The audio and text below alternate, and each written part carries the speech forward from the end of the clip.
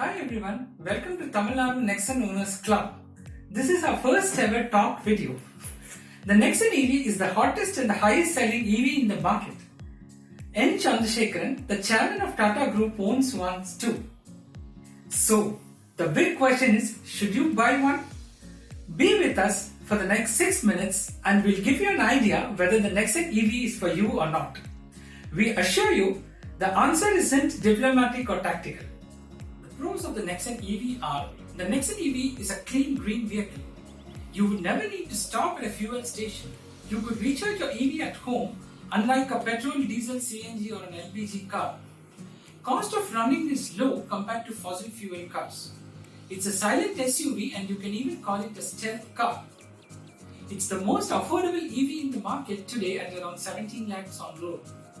It's made in India and 98% of the car is localized. Driving the Nexon EV within the city.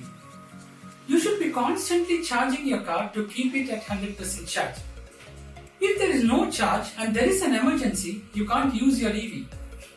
It takes 6 hours to charge an EV at home on AC current, whereas it takes only 4 minutes to fill up fuel.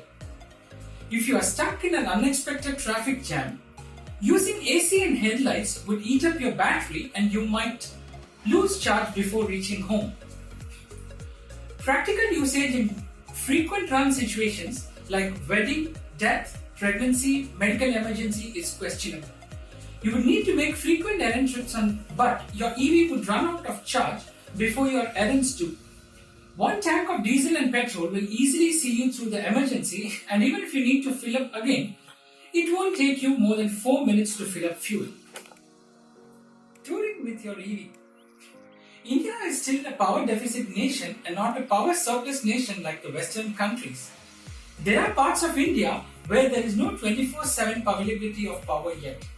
Imagine you are at a remote hill station in your EV and there is no power there.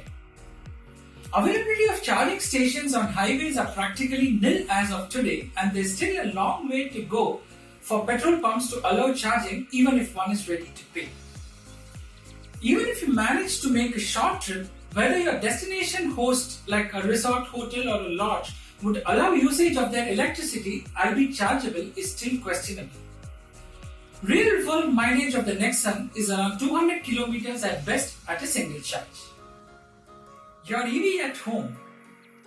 Let's say you stay in an apartment. Your apartment secretary may be narrow-minded to not allow you to charge from a common electricity and or install your own charging setup. It's difficult to prevent power theft from your EV charging console. If you live in a rented apartment, it would be difficult to set up and move your charging setup every time. Again, you are dependent on your apartment secretary. If you are in a job that calls for frequent intercity transfers, you will be greatly inconvenienced. If you are in a government quarters provided by your employer like police, state bank, LIC, the chances of EV setup is practically zero in that quarters. India isn't broad-minded enough to allow charging facilities for EV at a commercial establishment like malls, theatre, marriage halls, etc. There is no government rule for issuance of a separate EV meter for charging only. Maintaining your EV. Petrol and diesel engine cars can be serviced at any roadside garage, but your EV requires to be towed to the nearest authorized service center. Imagine yourself on a vacation and your EV breaks down.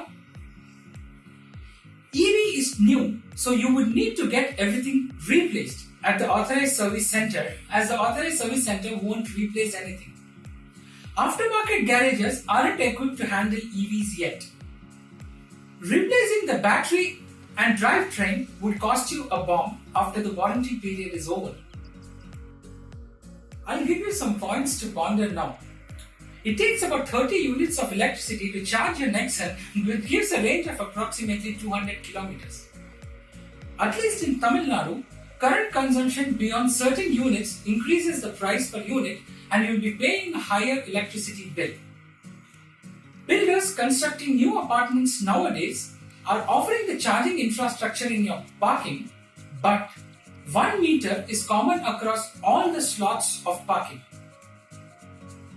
Now, there are chances of quarrel and fighting over electricity usage.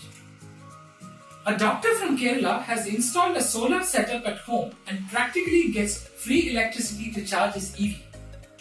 Considering the above points, I recommend EV only as a second car if you manage to go straight from home to work and back, and also stay in an individual house. If you stay in an apartment, I don't think EV is the right choice for you. EV is not suited for long drives, highway drives, and unpredicted traffic jams. India still has a long way to go for EV cars to become a reality as far as the infrastructure and charging setup goes. Thank you.